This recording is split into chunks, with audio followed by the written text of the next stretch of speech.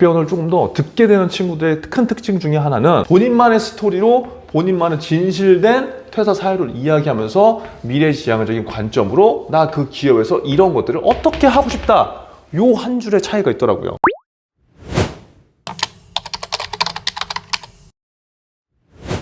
자, 오늘은 퇴사 사유에 대해서 한번 알아보려고 합니다. 이전 영상에서 제가 여러분들 너무 고민이 많아서 퇴사 사유 여러분들 제발 과거 시점으로 이야기하지 말고 좀 앞으로 좀 뻗어나가는 미래지향적인 관점으로 이야기해라, 이거 수도 없이 이야기했는데, 이번에도 또 면접장에 들어갔다가 나오면서 중대장님 저 왜 그렇게 못했을까요? 이런 얘기를 또 계속합니다. 그래서 오늘은 다시 한번 이 퇴사 사유에 대해서 어떻게 하면 좋을지 한번 볼게요. 사실 중고신입 같은 경우에는 퇴사 사유를 생각하면 숨이 막혀요. 왜냐면 내가 뭐 일을 잘했던, 일을 잘 못했던, 어떻게 됐든 간에 지금 회사에서 회사를 움직이는 거잖아요. 그렇죠? 이직이기 때문에 이 퇴사의 이슈는 굉장히 좀 우리가 심리적으로 처음부터 방어적으로 접근할 수밖에 없어요.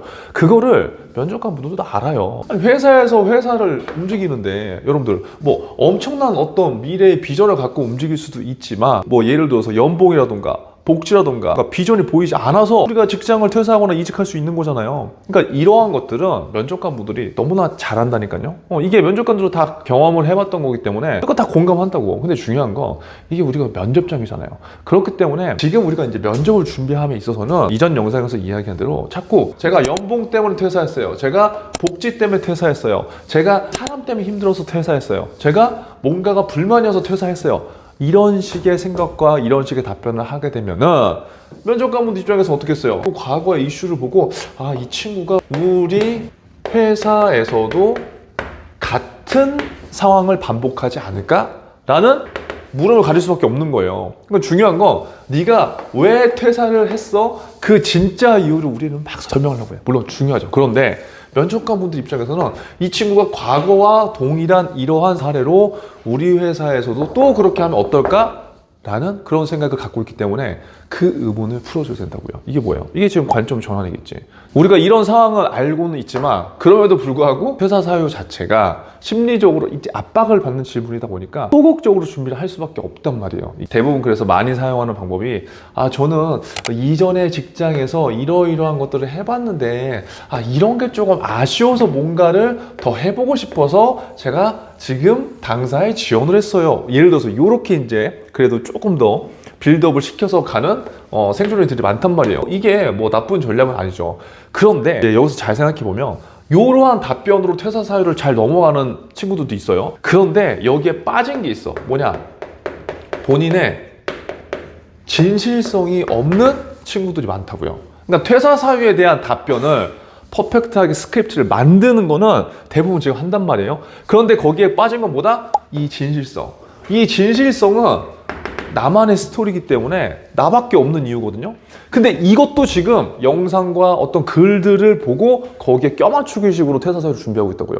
근데 그렇게 되면 이제 어떤 문제가 발생되냐면 이 진실성이 없으면 납득이 안 돼요. 면접관 분들이 봤을 때 이 친구가 진짜 퇴사를 한 게 이런 이유구나.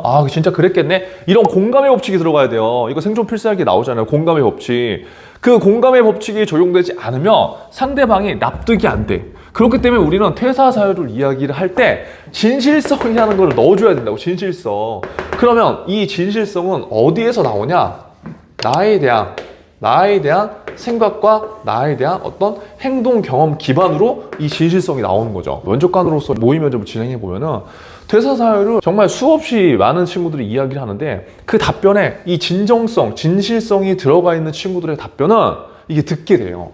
이 친구가 이래서 진짜 퇴사를 결심했구나. 그리고 우리 회사에서 뭘 해보고 싶구나. 이런 게 이제 조금 내용이 길더라도 집중을 하는데 그냥 준비한 그 퇴사 사유 있죠. 제가 뭔가 이런 거에 있어서 뭔가 아쉬움을 느껴서 그냥 여기 회사에 지원했어요. 이런 느낌이 가장 많단 말이에요. 왜? 그래도 우리가 이론적으로는 지금 이런 영상들을 보면서 공부를 하니까 요 정도까지는 한단 말이에요. 그런데 잘 생각해보면 그럼 내가 이러한 아쉬움 때문에 지금 면접을 보는 기업에 지원을 했다고 하는데 이제 퇴사 사유만 중요한 게 아니라 그럼 면접관분들 입장에서는 네가 우리 회사에서 뭔가 일을 하려고 그래. 그럼 우리 회사를 위해서 네가 뭘 했어? 라는 예를 들어서 그런 후속 질문이 들어갔을 때 10명 중에 8, 9명은 이렇게까지 준비한 친구들은 대답을 잘 못해요. 왜냐면 일단 생각 자체가 처음부터 그냥 방어적으로만 내가 퇴사 사유를 이야기를 이렇게 해야 되겠다 이런 생각만 갖고 있기 때문에 내가 뭔가 능동적으로 지금 생각하고 이 기업을 위해서 무엇을 했는지에 대해서 어떻게 보면 근거를 만드는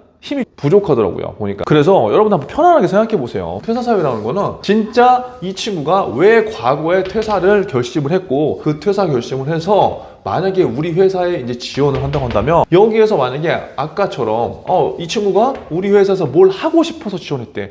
그러면 결국 우리 회사에서 무엇을 하고 싶은지, 어떻게 그것들을 하고 싶은지 이제 궁금해질 거잖아요. 그러니까 이런 것들을 우리가 스스로 미리 퇴사 사유를 준비하면서부터 고민을 해볼 필요가 있다는 거죠. 그리고 그렇게 여러분들이 고민을 했다고 한다면, 고민과 행동들을 했다고 한다면 이 질문을 받을 수 있도록 우리가 피싱 법칙으로 유도해야 된다는 거죠. 그냥 저는 이러이러해서 퇴사를 생각했습니다. 거기에서 끝이 나는 게 아니라, 그러니까 제가 모의 면접을 계속 해보면서 답변을 조금 더 듣게 되는 친구들의 큰 특징 중에 하나는 본인만의 스토리로 본인만의 진실된 퇴사 사유를 이야기하면서 미래지향적인 관점으로 나 그 기업에서 이런 것들을 어떻게 하고 싶다, 요 한 줄의 차이가 있더라고요. 그런데 이게 말이 이 한 줄이지, 이 한 줄을 여러분들이 입 밖으로 내뱉으려면 고민을 엄청 많이 해야 돼요. 이걸 뭐라 그래요?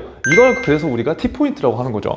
그래서 지금 이제 영상을 볼 때는 그 한 줄 되게 쉽게 될 수 있겠네 라고 생각하지만 막상 여러분들 해보면 이게 잘 안 된다고. 왜? 내가 지원하는 산업과 기업과 직무에 우리가 생각보다 별로 관심이 없단 말이에요. 자, 그래서 오늘 정리를 해보면은, 자, 퇴사 사유 질문 자체가 일단 방어적으로 될 수밖에 없어요. 그리고 심리적으로도 면접관 분들도 검증 아닌 검증을 하게 되는 거죠. 근데 그 검증에서 우리가 밀리면 돼야 안 돼? 안 되지. 우리가 막 싸우자는 게 아니라 내가 퇴사하는 이유가 여기에 현재 뭔가 불만이 있어서 뿐만이 아니라, 근데 면접관들은 다 알고 있다고, 속마음을. 불만 있으니까 가는 거야. 근데 그것까지 우리가 면접장에서 설명할 필요는 없다고요. 그쵸? 그러면 이 불만이 약간 있지만 우리는 여기에서 지금 내가 하고 있는 어떠한 제한사항들이 있어. 어떤 고객에 대한 제한사항, 서비스에 대한 제한사항, 내 미래에 대한 제한사항들, 그런 것들을 내가 조금 더 예를 들어서 어떻게 디벨롭 시켜서 내가 지원하는 이 회사에서 어떤 걸 해보고 싶다는 그 생각과 고민을 반드시 지금 하세요. 만약에 이걸 여러분들이 하지 않고 면접장에 가셔서 퇴사 사유를 이야기한다. 그냥 퇴사 사유 자체는 그냥 이야기를 할 수 있겠지만 이 다음에 이어지는 질문들은 뻔합니다. 아까 얘기한 대로 네가 그래서 뭘 해보고 싶어? 어떻게 할 건데? 그거에 대해서 노력한 거 있어? 라고 하는 지원 동기, 입사 포부, 입사를 위한 노력들이 이렇게 이어져 버리는 거예요. 면접은 뭐라고 했어요? 누적이라니까요. 누적이에요. 그래서 오늘 퇴사 사유 한번 설명 들어본 거 여러분들 답변 한번 만들어 보신 거랑 비교를 해보세요. 해보시고 절대 남의 거 그냥 쓰지 말라고요. 남의 거 써봤자 의미가 없습니다. 역시나 퇴사 사유도 뭐로 끝나요? Why나? 내가 왜 퇴사를 했어? 그리고 이 퇴사를 해서 내가 앞으로 회사에서 무엇을 해보고 싶어? 근데 그게 나오려면 어떻게 돼야 돼요? 나의 생각과 행동에 대한 근거가 있어야지 이 Y가 나온다고요. 이렇게 답변이 구성됐을 때 상대방은 조금이라도 납득을 할 수 있다. 그래서 퇴사 사유 이렇게 한번 정리를 해보시고 이번에 면접장 가면 꼭 한번 생존 필살기 한번 써보세요. 아시겠죠? 이렇게 해보세요.